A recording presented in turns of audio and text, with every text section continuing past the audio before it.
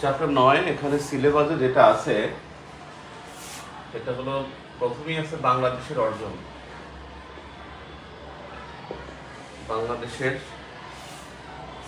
অর্জন, জাতীয় অর্জন যেটা, বিশিষ্ট ব্যক্তিত্ব, বিশিষ্ট ব্যক্তিত্ব, তারপরে হলো গুরুত্বপূর্ণ প্রতিষ্ঠান ও স্থাপনা সমূহ, গুরুত্বপূর্ণ প্রতিষ্ঠান ও স্থাপনা সমূহ। নতুন সিলেবাসে প্রতিষ্ঠান শব্দটা বাদ দিয়েছে। তারপরে বাংলাদেশের খেলাধুলা, চলচ্চিত্র, সব বাংলাদেশের খেলাধুলা, কি ইন্টারন্যাশনাল না, বাংলাদেশের খেলাধুলা, বাংলাদেশের চলচ্চিত্র, গণমাধ্যম, গণমাধ্যম, বাংলাদেশের গণমাধ্যম, এই কয়েকটা আছে। তার মধ্যে বাংলাদেশের অর্জন যদি বলেন তাহলে জুলাই বিপ্লবটা গুরুত্বপূর্ণ। জুলাই বিপ্লব, আমরা যে জিআই স্বীকৃতি পাই সেটা, বাংলাদেশের জিআই অর্জন সেটা। তারপরে হলো বাংলাদেশ যে বৈশ্বিক নেতৃত্ব, যে বিভিন্ন সংস্থায় বাংলাদেশ কিন্তু নেতৃত্ব দিচ্ছে, জাতিসংঘেরই বেশ কয়েকটা সংস্থায় বাংলাদেশ প্রধান, যেমন বিমস্টেকের প্রধান বাংলাদেশ। এটা বৈশ্বিক নেতৃত্ব এবং বৈশ্বিক সূচকে বাংলাদেশ, বিভিন্ন সূচকে বাংলাদেশের অবস্থান, এটা বিশিষ্ট ব্যক্তিত্ব। তার মধ্যে প্রফেসর ইউনুস, ডক্টর ইউনুস, তিনি বেশ আলোচনায়, এবং এবছর আলোচিত যে ব্যক্তিত্ব, আলোচিত ব্যক্তিত্ব যে বাংলাদেশের এমন ব্যক্তিত্ব যারা বহির্বিশ্বের নাম করেছেন। যেমন আগে আমরা পড়তাম যে কারা কারা বিদেশে এমপি হয়েছে, যেমন আগে আমরা পড়তাম রুশনা আলী, রুশনা হক, এরকম এক। যেমন এখন ধরেন খালেদ, তিনি খালেদ এসে গেছেন, এই যে এভারেস্টে চূড়ায় গেছেন, খালেদ বাবর, এরকমের আর কি আলোচিত ব্যক্তিত্ব বাংলাদেশের। এবং এটাই 2024-25 সালের আলোচিত ব্যক্তি, গত এক বছরে আলোচিত ব্যক্তি। গুরুত্বপূর্ণ প্রতিষ্ঠান, প্রতিষ্ঠান শব্দটা বাদ দিয়েছে এবার সিলেবাসে। স্থাপনা সমূহ, এই স্থাপনা সমূহ বলতে আপনার এখানে কিন্তু সংস্কৃতি চলে আসে, অর্থাৎ বাংলাদেশ সংস্কৃতির যে বিষয়গুলো, ময়নামতি, মহেস্থানগড়, এই সোনারগাঁও, তারপরে হলো পাহাড়পুর, এই বিষয়গুলো হলো যে আমরা ইতিহাসের মধ্যে পড়ছি। যেমন বাংলাদেশে ময়নামতি, মহেস্থানগড়, এগুলো আমরা ইতিহাসের মধ্যে পড়েছি। তার মানে ওইটা ছাড়া যে স্থাপনা সময়, যেমন ধরেন জাদুঘর, আজকে জাদুঘর দিবস, আজকে 18 মে আন্তর্জাতিক জাদুঘর দিবস। জাদুঘর দিবসের ধরেন জাদুঘর কিন্তু সংস্কৃতি এবং স্থাপনা দুইটার মধ্যেই পড়ে। যে পুরাকীর্তি যেগুলো আছে, পুরাকীর্তি এর মধ্যে পড়ে। পুরাকীর্তি আসলে কি? পুরাকীর্তি হলো যেটা পুরাণ তত্ত্ব, অর্থাৎ যেটা মাটি করে বের করা হয় বা আবিষ্কার করা হয়, নতুন করে আবিষ্কার করা হয় সেটা। বাংলাদেশের খেলাধুলা, এখানে ক্রিকেটের ইমনের বিষয়টা পরীক্ষা আসতে পারে। ইমন, পারভেজ ইমন, যদি 54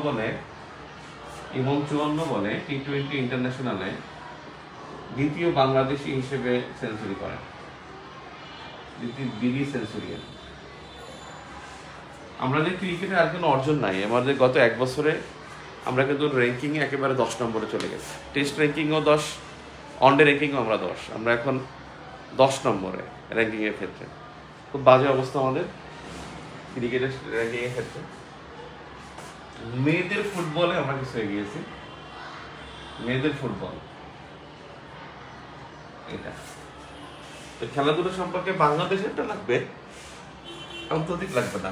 চলচ্চিত্রের মধ্যে বেশ কয়েকবার পরীক্ষা আসছে, যেগুলো মানে যেমন একবার বাদল, আজমেরি হক বাদলের একটা সিনেমা ছিল, এটা কিন্তু পরীক্ষায় আসছিল,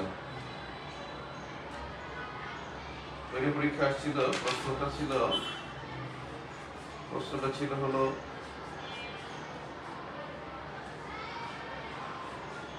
ডিলিট করে দিচ্ছি মনে হয়। প্রশ্নটা ছিল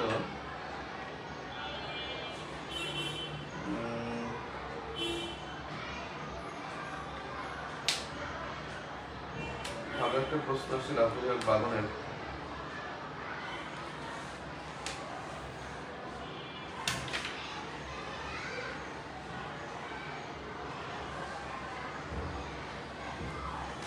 এখানে নাই বলতে দেখতে পাচ্ছি না, কিন্তু প্রশ্নটা এখন গুরুত্ব নাই, সেজন্য ডিলিট করা হয়েছে। যে একটা সিনেমা করলো না, ফ্রান্স থেকে একটা পুরস্কার পেয়েছে কান চলচ্চিত্র উৎসবে, সেটা। এই চলচ্চিত্রগুলো বেসিক্যালি মানে আর্ট ফিল্ম যেগুলো, সেগুলো পরীক্ষা আসে।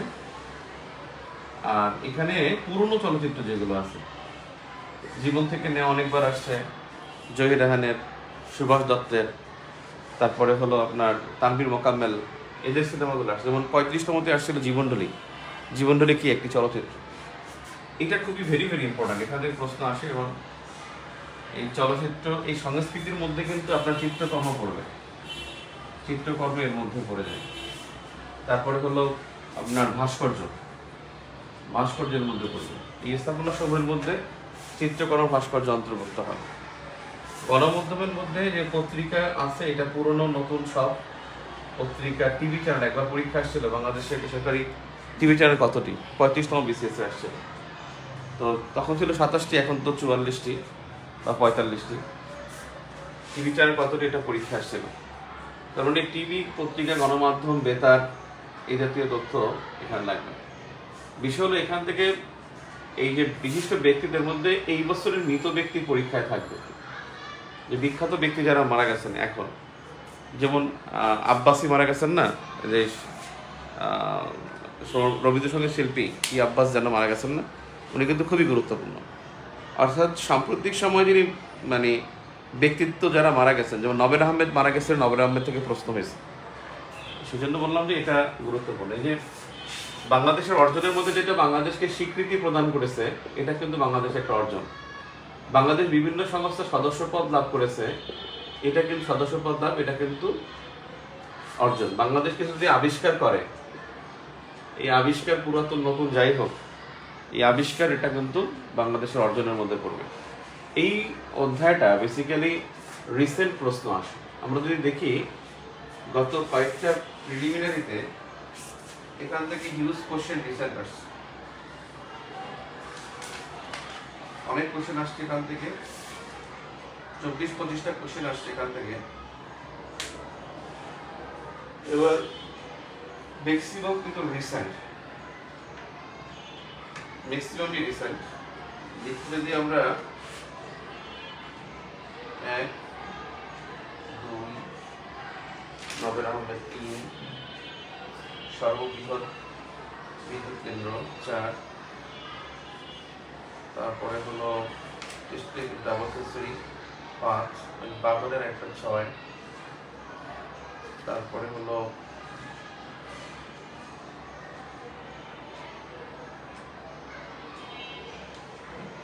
জীবনডলি, ক্রিকেট 5 উইকেট, এভারেস্ট জয়। কমপক্ষে এখানে আপনার 9টা প্রশ্ন, আউট অফ 23-24টার মধ্যে 9টা প্রশ্ন হলো আপনার রিসেন্ট কোশ্চেন। এখান থেকে রিসেন্ট বেশি আসে এবং বেশিরভাগই রিসেন্ট পরীক্ষায় থাকবে এখান থেকে। আর জুলাই বিপ্লব থেকে এখানে প্রশ্ন আসবেই ইনশাআল্লাহ। তাহলে আলোচিত ব্যক্তিত্ব, মৃত ব্যক্তি, ডক্টর ইউনূস, জুলাই বিপ্লব, এই 4টা টপিক সবচেয়ে বেশি গুরুত্বপূর্ণ। আর হলো চলচ্চিত্র থেকে প্রশ্ন অনেক বেশি আসে, এখান থেকে আসি, বিশেষ করে আবার চিত্রকর্ম থেকে প্রশ্ন আসে। তার মানে সবচেয়ে বেশি মোটা থেকে যদি বলি, খেলাধুলা এটা রিসেন্ট আসবে, এটা কোনো সন্দেহ নাই। এবং এখানে পারভেজ জীবন খুব গুরুত্বপূর্ণ হয়ে গেছে। অর্থাৎ চলচ্চিত্র এটা ভেরি ভেরি ইম্পর্ট্যান্ট, চিত্রকর্ম very very important, doctor Yunus বেশি ইম্পর্ট্যান্ট, জুলাই বিপ্লব বেশি ইম্পর্ট্যান্ট। এই 4টা-5টা টপিক সবচেয়ে বেশি গুরুত্বপূর্ণ। ঠিক আছে, আপনারা আজকে কিন্তু পরীক্ষা অষ্টম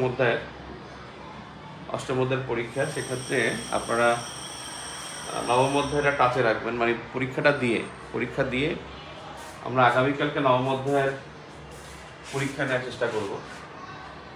অর্থাৎ নবম অধ্যায়ের পরীক্ষাটা অর্থাৎ 19 মে 2025 তারিখে নেওয়ার চেষ্টা করতেছি ইনশাআল্লাহ। তাহলে আমাদের ক্লাসটা শেষ করতে হবে।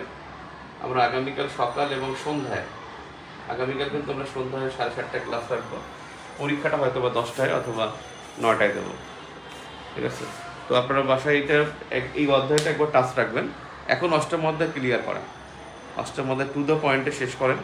আজকে পরীক্ষা দেওয়ার পর এবং এক্সপ্লেনেশন ক্লাসের পরে নবম অধ্যায়ের দিকে নজর দিন, ঠিক আছে? এ পর্যন্তই।